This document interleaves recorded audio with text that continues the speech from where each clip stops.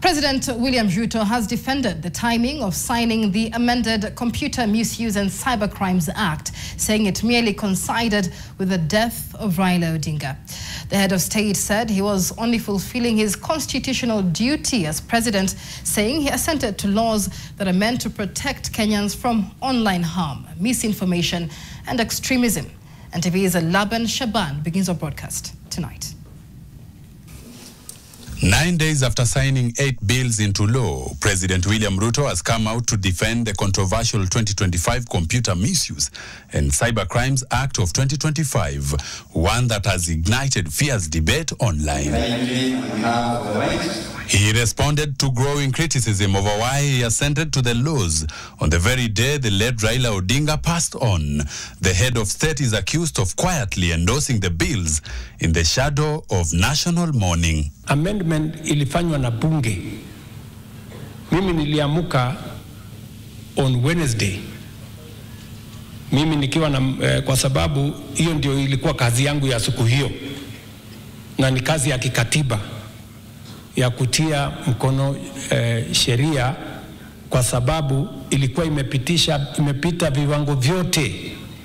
Nikaletewa na speaker. Bahati mbaya tukapoteza waziri wetu mkuu wa zamani, lakini tayari nilikuwa ofisini kwa hiyo kazi. Hata nilikuwa nimevaa shati, nilikuwa naenda Ukambani kwa mambo ya barabara. So I was on duty just like any other citizen. Hakuna kitu ya kuficha. Legal scholar Dr. Maxwell Miyawa, who has examined the revised cyber and digital law, is assessing the development that played out on October 15th. It could only have been an oversight on the part of perhaps state functionaries that this was happening at a time when we'd lost a national icon.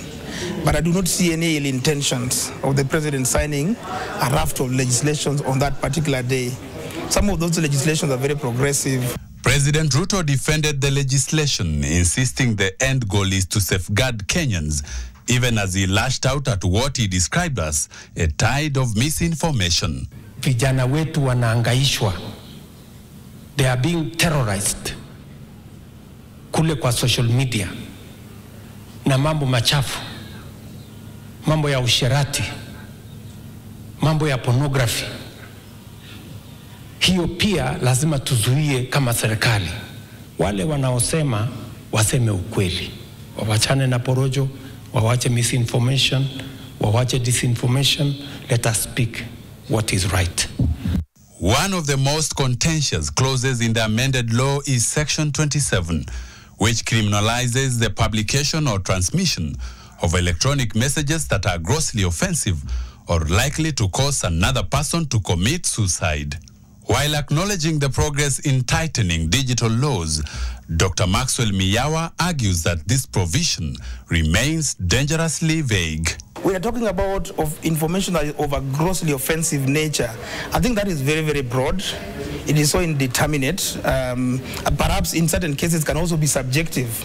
The National Computer and Cybercrimes Committee, established under Section 6 of the Act, has been granted powers to direct a service provider, administrator, or owner of a computer system to disable access, remove, or prevent the transmission of information considered false, misleading, or detrimental to national security or public order.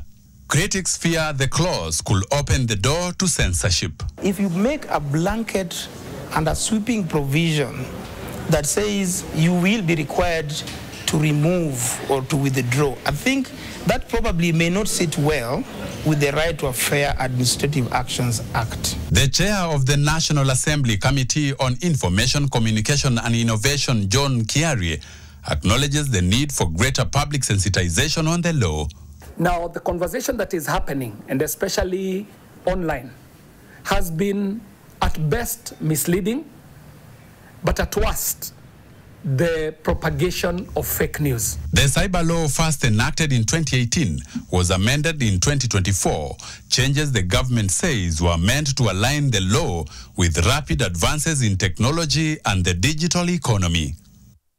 The High Court has suspended the enforcement of parts of Section 27 of the Act, pending the determination of two petitions filed by gospel artist Ruben Kigame, the Kenya Human Rights Commission, and youth leader Francis Awino. Laban Shaban, NTV.